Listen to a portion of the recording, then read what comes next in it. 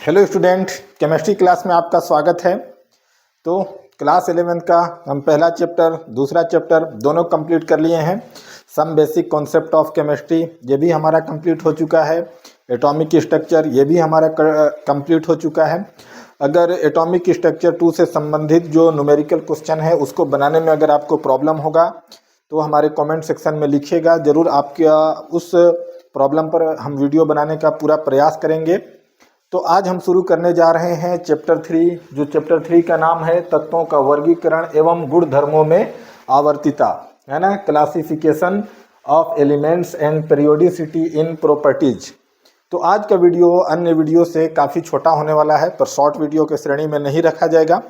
ठीक है, थोड़ा सा बड़ा ही रहेगा शॉर्ट वीडियो से। लेकिन आज जो हम स्पेसिफिक जो पढ़ने वाले हैं वो हम चैप्टर 3 का हम पढ़ने जा रहे हैं इंट्रोडक्शन को। उस इंट्रोडक्शन में हम पढ़ेंगे क्लासिफिकेशन, ज़रूरी क्यों हुआ एलिमेंट्स का, उसका सिग्निफिकेंस क्या है, ये सब बिंदुओं पर हम चर्चा करेंगे। और हम आवर्त सारणी के विकास के बारे में चर्चा करेंगे और पहला प्रयास जिसने किया उसके योगदान को हम आज के वीडियो में कवर करेंगे। तो देखिए, शुरुआत में जब तत्वों की संख्या मतलब जो रासायनिक शाखा मतलब रसायन विज्ञान के अंतर्गत जो वैज्ञानिक अध्ययन कर रहे थे, तो शुरुआती स्टेज में क्या है, तत्वों की संख्या कम थी तो उनको उतना विशेष कोई क्लासिफिकेशन का जरूरत नहीं पड़ा। लेकिन जब तत्वों की संख्या अध्ययन के साथ ज़्यादा हो गया तब उनको क्लासिफिकेशन अर्थात वर्गीकरण का जरूरत पड़ा। इसलिए जरूरत पड़ा क्योंकि किसी भी तत्व का या समूचे तत्वों का समुचित अध्ययन करना, उनके भौतिक गुणों को जानना, उनके रासायनिक गुणों को जानना, तत्वों को एक दूसरे से रिएक्शंस कैसे होते हैं, व्यवहार क्या है, तो इन सब को अध्ययन करने के लिए कुल मिलाकर समुचित अध्ययन को सरल एवं सुगम बनाने के लिए आवर्त सारणी का एक जरूरत पड़ा। जो वर्गीकरण के बाद एक आवर्त सारणी का नियम बनाया गया और आवर्त सारणी का डेवलपमेंट हुआ। तो पहले ही हम कह दिए हैं कि जब तत्वों की संख्या कम थी तब तत्वों का क्लासिफिकेशन अर्थात वर्गीकरण का हमें कोई भी जरूरत नहीं था। लेकिन आज आप देखेंगे तो आज आप रसायन का जब पुस्तक खोलते हैं तो आप जब पीरियोडिक टेबल को उलटते हैं तो आप देखते हैं कि लगभग 118 तत्व हैं, जिसमें 94 तत्व जो हैं वो नेचुरल हैं, प्राकृतिक रूप से इस प्रकृति में मौजूद हैं। शेष जो हैं कृत्रिम हैं या रासायनिक घटनाओं या अनुसंधानों के दौरान वो बने हुए हैं। तो 118 तत्वों में क्या है, 94 तत्व क्या है, 94 एलिमेंट्स जो हैं वो क्या है, प्राकृतिक है, नेचुरल है। और 118 का जो शेष तत्व हैं, तो शेष कितने हो जा रहे हैं, 94 और 600 और 18 लगभग 24 तत्व जो हैं वो क्या है, आर्टिफिशियल हैं। ठीक है, तो जब तत्वों का एक बहुत बड़ा संख्या हमारे पास आ गया, लगभग 118 तत्व, तो अब उनका अध्ययन करने में कठिनाई होना शुरू हुआ।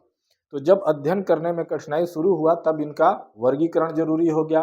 तो आप देखेंगे कि तत्वों के वर्गीकरण के लिए पहला प्रयास 1815 से शुरू हुआ और 1900 लगभग 1913 तक चला। इस लगभग 100 साल के गहन अध्ययन के पश्चात क्लासिफिकेशन अर्थात वर्गीकरण के पश्चात जब तत्वों को ग्रुपिंग किया गया तो वो एक आवर्त सारणी के रूप में वो विकसित हुआ। ठीक है, आप बात को समझ रहे हैं कि एक छोटा सा प्रयास नहीं है ना, लगभग 100 सालों के अथक प्रयास वैज्ञानिकों द्वारा किया गया, तब जो आप अपने पुस्तक में आधुनिक आवर्त सारणी देखते हैं वो है। समझ रहे हैं, मैं समझता हूं कि इन सब बातों में ज़्यादा आपको कठिनाई महसूस नहीं होगा। ध्यान देने की बात है कि जो पीरियोडिक टेबल बनाया गया, आवर्त सारणी बनाया गया, वो आवर्त सारणी उसको क्यों कहा जाता है। तो सबसे बड़ी बात यह है कि आवर्त सारणी को आवर्त सारणी कहने का सीधा सीधा अर्थ यही है कि आप जानते हैं कि आवर्त मतलब होता क्या है। तो आवर्त मतलब ये होता है कि एक निश्चित समयावधि या कालखंड के बाद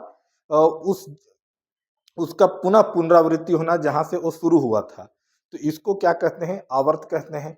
तो वैसा ही आवर्त सारणी में है कि जब एक तत्व से दूसरे तत्वों का ओर आप बढ़ते हैं अर्थात क्रमिक अध्ययन करते हैं, तो एक निश्चित अंतराल के बाद ऐसा आता है कि लास्ट वाले तत्व का जो गुण है वो पहले तत्व से मैच करने लगता है। इसी वजह से इसको क्या बोला गया, आवर्त सारणी बोला गया। मतलब तत्वों के क्रमिक अध्ययन के आधार पर जो तत्वों का जो सारणी बनाया गया वो क्या कहा गया, आवर्त सारणी कहा गया। और जब ये नियम को जब फॉलो कर रहे हैं तब इसको क्या कहा गया, आवर्त नियम कहा गया, आवर्ती नियम कहा गया। तो आप देखेंगे कि आवर्त सारणी में जो क्षैतिज रेखाएं हैं उनको आवर्त बोला जाता है, और जो 18 ऊर्ध्वाधर रेखाएं हैं उनको क्या बोला जाता है, समूह बोला जाता है। ये सब चीज़ों को हम डिटेल से पढ़ेंगे जब हमारा ये टॉपिक आज से शुरू कर देंगे, ये आवर्त सारणी के विकास का संक्षिप्त इतिहास, जिसमें लिखा है brief history of development of periodic table. इसमें हम लेवाजियर से शुरू करेंगे और उसके बाद डोबेराइनर का तरीक पढ़ेंगे, लोथर-मेयर वक्र पढ़ेंगे, न्यूलैंड का अष्टक नियम पढ़ेंगे, मेंडलीव का पढ़ेंगे, मोसले का पढ़ेंगे। तो पीरियोडिक टेबल के संबंध में, आवर्त नियम के संबंध में आपके सारे कॉम्प्लिकेशन और प्रॉब्लम क्या हो जाएंगे, दूर हो जाएंगे। ठीक है, तो एक बार और एक महत्वपूर्ण बात को आप सुने कि जब एक तत्व से दूसरे तत्व में होने वाले जो क्रमिक परिवर्तन है उनको अध्ययन कर सूक्ष्म अध्ययन कर जब उनको सारणीबद्ध किया गया तो इनके अध्ययन के निष्कर्षों पर यह आधार निकाला गया और जो नियम बनाया गया उसी को कहा गया आवर्त सारणी। और इन तत्वों के ग्रुप को क्या बोला गया, आवर्त, जो मतलब सूक्ष्म अध्ययन करके जो निष्कर्ष निकाला गया और जो नियम बनाए गए उसी को क्या कहा गया, आवर्त सारणी। और इस थोड़ा सा इसको करेक्शन कीजिएगा कि तत्वों के तत्वों के गुणों में क्रमिक परिवर्तन के सूक्ष्म अध्ययन कर जब उनका निष्कर्ष निकाला गया और एक जब नियम बनाया गया कि उनका परिवर्तन कैसे हो रहा है, गुणों में समानता कैसे हो रही है, तो इसी नियम को बोला गया आवर्ती नियम। और इस नियम के तहत जब तत्वों को ग्रुपिंग किया गया और एक जगह रखा गया तो उसको क्या कहा गया, आवर्त सारणी कहा गया। ठीक है, आवर्त सारणी के जो ये पार्ट हम लिखे हैं यहाँ पर कि सिग्निफिकेशन ऑफ क्लासिफिकेशन, वर्गीकरण का महत्व क्या है। तो वर्गीकरण का महत्व क्या है, पहले तो देखिएगा कि जो पूरा वर्गीकरण था वो भौतिक गुणों पर आधारित था। जो 100 सालों तक अथक प्रयास किया गया एक आवर्त नियम बनाने के लिए, आवर्त सारणी बनाने के लिए, क्लासिफिकेशन के लिए, वो तत्वों के भौतिक गुणों पर आधारित था। ठीक है, तो जब इसका महत्व को आप देखेंगे, इसके इम्पोर्टेंस को देखेंगे पीरियोडिक टेबल का या क्लासिफिकेशन का, तो आप देखेंगे कि जैसा ही क्लासिफिकेशन हो गया तो तत्वों का अध्ययन करना एकदम सरल हो गया, उनके भौतिक गुणों का अध्ययन करना क्या हो गया, सरल हो गया। और महत्वपूर्ण चीज ये था कि इससे मतलब इस आवर्ती नियम से, इस आवर्ती नियम अर्थात आवर्त सारणी से जो मिसिंग एलिमेंट है उनकी भविष्यवाणी करना भी क्या हो गया, सरल हो गया। ठीक है, जैसे कि हम बोल रहे हैं कि एक तत्व से दूसरे तत्व में क्रमिक परिवर्तन होता है, तो एक उदाहरण के तौर पर देखिए, कुछ पार्ट को मैं यहाँ से डिलीट कर रहा हूँ तो आपको आसानी से समझ में आ जाएगा कि मैं दूसरे आवर्त का बात कर रहा हूँ। मतलब अभी जो आधुनिक आवर्त सारणी आप अपने पुस्तक में देख रहे हैं वो अभी आधुनिक आवर्त सारणी इस दौर में तैयार नहीं हुआ है, लेकिन मैं आपको समझाने के लिए आधुनिक आवर्त सारणी का सहायता ले रहा हूँ। मैं बात कर रहा हूँ 1815 से पूर्व का, है ना। तो उस समय तो आवर्त सारणी इस रूप में नहीं था, लेकिन 1815 से पूर्व जो 1815-1913 के बीच में जो आवर्त नियम बनाया गया, उस नियम को समझाने के लिए मैं आधुनिक आवर्त सारणी का उपयोग कर रहा हूँ, इस बात को ध्यान दीजिएगा, है ना। तो जैसे आप दूसरे आवर्त में देखते हैं पीरियोडिक टेबल में, तो यहाँ आता है लिथियम, लिथियम के बाद आता है बेरिलियम, फिर यहाँ पर देखिएगा डी ब्लॉक के एलिमेंट वाला जो एरिया रहता है खाली होता है, उसके बाद आता है बोरान, फिर आता है कार्बन, फिर आता है नाइट्रोजन। ठीक है, उसके बाद क्या आता है, गौर से देखिएगा, उसके बाद आता है ऑक्सीजन, उसके बाद आता है फ्लोरीन, फिर आता है नियान, और उसके बाद देखिएगा कि यहाँ पास पुनः तीसरे आवर्त में क्या आता है, आ जाता है सोडियम आ जाता है। तो ये ऊर्ध्वाधर कॉलम को क्या बोलते हैं हम, ग्रुप बोलते हैं या समूह बोलते हैं। तो आवर्ती नियम जनरली इसी को कहा जा रहा है कि जब तत्वों का क्रमिक अध्ययन किया गया, lithium, beryllium, boron, carbon, nitrogen, oxygen, fluorine, neon, और इसके बाद जो तत्व आ रहा है उसके गुणों में समानता जो है किसके जैसा है, लिथियम जैसा है, इसी को तो आवर्त बोला गया, है ना। हम यही बोल रहे हैं कि एक तत्व से दूसरे तत्व का जब क्रमिक अध्ययन किया जाता है और उनका जब सूक्ष्म अध्ययन करते हैं तो हम देखते हैं कि एक विशेष अंतराल के बाद आने वाले तत्वों का गुण जो है पहले जैसा हो जाता है। यही क्या है, आवर्ती नियम है। और इस आवर्ती नियम के आधार पर तत्वों का सामूहिकरण करना या समूहन करना, ग्रुपिंग करना ही क्या कहलाया, आवर्त सारणी कहलाया गया। तो इस क्लासिफिकेशन से एक आवर्त सारणी का जन्म हुआ। ठीक है, तो ये जो है हमारा आवर्ती नियम और आवर्त सारणी का क्या है, मेन चीज है। ठीक है, अब जब हम इसका सिग्निफिकेंस पढ़े तो देखिएगा मेंडलीफ ने क्या किया कि मान लीजिए कि यहाँ पर 3 इलेक्ट्रॉन है, यहाँ पर 4 इलेक्ट्रॉन है, यहाँ पर 5 है, यहाँ पर 6 है, यहाँ पर 7 है, यहाँ पर 8 है, 9 है और ये 10 है। तो मेंडलीफ ने क्या किया कि मेंडलीफ का जो आवर्त सारणी था परमाणु द्रव्यमान पर आधारित था। तो मान लीजिए, अब यहाँ जो हम बता रहे हैं परमाणु क्रमांक पर बता रहे हैं, तो अगर मान लिया जाए कि यहाँ के बाद ऐसा हमको एटम मिला ही नहीं, एलिमेंट मिला ही नहीं जो एक कॉलम को कंप्लीट करे, तो यहाँ पास मेंडलीफ ने क्या कर दिया, छोड़ दिया उसको। मतलब ये हुआ कि अब जो है अगर भविष्य में अगर कोई ऐसा एलिमेंट आएगा जो कार्बन और ऑक्सीजन की क्रमिक अध्ययन के बीच में सेट होता है तो तत्व को वहां रखा जाएगा। इसी प्रकार से इस आवर्ती नियम की वजह से गैलियम को खोजा गया है और गैलियम जैसे अन्य तत्वों को भी खोजा गया है जो शुरुआत में नहीं थे। तो आवर्त नियम का जो हम बता रहे थे महत्व को कि इससे अज्ञात तत्वों की क्या है, भविष्यवाणी की जा सकती है। तो कितना महत्वपूर्ण चीज है आवर्ती नियम और कितना महत्वपूर्ण हुआ आवर्त सारणी। ठीक है, तो दो महत्वपूर्ण हम चीज पढ़े कि क्लासिफिकेशन का जरूरत क्यों पड़ा, दूसरा कि उसका इंपोर्टेंस क्या है। तो पहला तो अध्ययन को सरल एवं सुगम बना दे रहा है, दूसरा क्या है कि उनका क्रमिक रूप से उनके गुणों में परिवर्तन हो रहा है उसको आप जान पा रहे हैं, तीसरा यह है कि आप अज्ञात तत्वों के खोजने में भी सफल हो जा रहे हैं। ठीक है, उसके बाद देखिएगा कि आवर्त सारणी के विकास का संक्षिप्त इतिहास, brief history of development of periodic table. तो यहाँ पर देखने की बात यह है प्यारे बच्चों कि हमने कहा है कि आवर्त सारणी क्लासिफिकेशन का जो इतिहास रहा है, वैज्ञानिकों का जो प्रयास रहा है 1815 से 1913 तक लगभग जो है 100 सालों का रहा है। लेकिन 1789 में लिवाइजर ने जो प्रयास किया, लिवाइजर ने जो क्लासिफिकेशन का प्रयास किया, उन्होंने 33 तत्वों का सूची प्रकाशित किया। कितने तत्वों का सूची प्रकाशित किया? 33 तत्वों का। और ये तत्व जो थे रासायनिक अपघटन के आधार पर इन तत्वों का वर्गीकरण किया गया था, जो बाद में परमाणु द्रव्यमान के आधार पर उसको व्यवस्थित किया गया। किसने किया? लिवाइजर ने 1789 में 33 तत्वों का सूची प्रकाशित किया, जो रासायनिक अपघटन के आधार पर उन्होंने क्लासिफिकेशन किया था। बाद में उन्होंने परमाणु द्रव्यमान के आधार पर इनको व्यवस्थित किया। जब अपना टेक्स्ट बुक लिखते हैं और लिवाइजर के हेडिंग को देखते हैं तो वहां पर आपको बताया जाता है कि लिवाइजर ने 23 तत्वों का सूची प्रकाशित किया।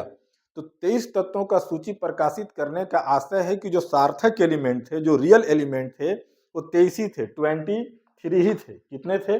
23 ही थे, जो आधुनिक आवर्त सारणी में भी हैं। समझ रहे हैं? बाकी जो 10 तत्व थे वो आधुनिक आवर्त सारणी में नहीं है, भले वो अन्य तत्वों का स्रोत हैं, लेकिन जो मूल रूप से जो रियल एलिमेंट का जो सूची था वो 23 था, जबकि लेवाइजर ने कितना दिया था? 33, और सार्थक उसमें जो एलिमेंट थे वो कितने थे? 23। तो एलिमेंट कौन कौन से थे वो यहाँ पर देखिए, यहाँ पर देखिए लेवाइजर ने जो 33 तत्वों का सूची दिया था, बोर्ड में आप गौर से देखिएगा कौन कौन सा है, गौर से देखिएगा। इसमें जो देखिएगा 6 जो है अधातु हैं और शेष क्या है? धातु हैं 23 तक, और कुछ जो है इसमें रेडिकल्स हैं। यहाँ से ये क्या है? रेडिकल्स हैं, है ना? ये सब मिला के 33 थे। तो 33 में क्या था देखिएगा? Hydrogen, oxygen, nitrogen, carbon. Carbon को उस समय चारकोल कहा जाता था। नाइट्रोजन के लिए एजोट वर्ड भी प्रयोग किया गया है। और यहाँ पास क्या है? सल्फर, फास्फोरस, ये अधातु रहे। उसके बाद धातु में क्या हो गया? Arsenic, antimony, bismuth, cobalt, copper, tin या रांगा या स्टेनिक जिसके नाम से जानते हैं। और क्या है? मैग्नीज और आयरन, मरकरी, मॉलिब्डेनम, निकल, गोल्ड, प्लेटिनम, सीसा, टंगस्टन, चांदी मतलब सिल्वर, और जिंक। यहाँ पर देखिएगा बड़ा मजेदार चीज है कि light, heat, lime, magnesium, barytes, alumina, silica को भी उन्होंने क्या में शामिल किया? किसने? लिवाइजर ने इनको भी एलिमेंट्स में ही शामिल किया। ठीक है, और ये 3 रेडिकल थे। यहाँ पर देखिए म्यूरेटिक रेडिकल, फ्लोरिक रेडिकल और ब्रेसिस रेडिकल। जो म्यूरेटिक रेडिकल है वो आज का HCl है, और जो फ्लोरिक रेडिकल है वो आज का HF है, और जो ब्रेसिक रेडिकल है वो आज का H3BO3 है ना? इसलिए कभी कभी देखिएगा कि उनके 23 तत्वों में कभी कभी क्लोरीन, फ्लोरीन और बोरान को भी शामिल करके कई जगह बता दिया जाता है। जनरली ये रेडिकल थे। 23 तत्व यही हैं जो आपको पीरियोडिक टेबल में दिख रहे हैं, ये देखिए 23 तत्वों तक थे जो आप भी आज देखेंगे कि वर्तमान आवर्त सारणी में अवेलेबल हैं। बाकी शेष जो है आवर्त सारणी में नहीं है। यहाँ पर अब देखेंगे जो म्यूरेटिक रेडिकल्स है वो क्लोरीन का सोर्स है, फ्लोरिक जो है वो फ्लोरीन का सोर्स है, बोरेसिस जो है वो बोरान का सोर्स है। ठीक है, तो देखिए एकदम इजी सा है ना। जब हम आवर्त सारणी के विकास का इतिहास पढ़ेंगे तो हम लेवाइजर से शुरू करेंगे। तो लेवाइजर का इसी वीडियो में हमने कवर किया है।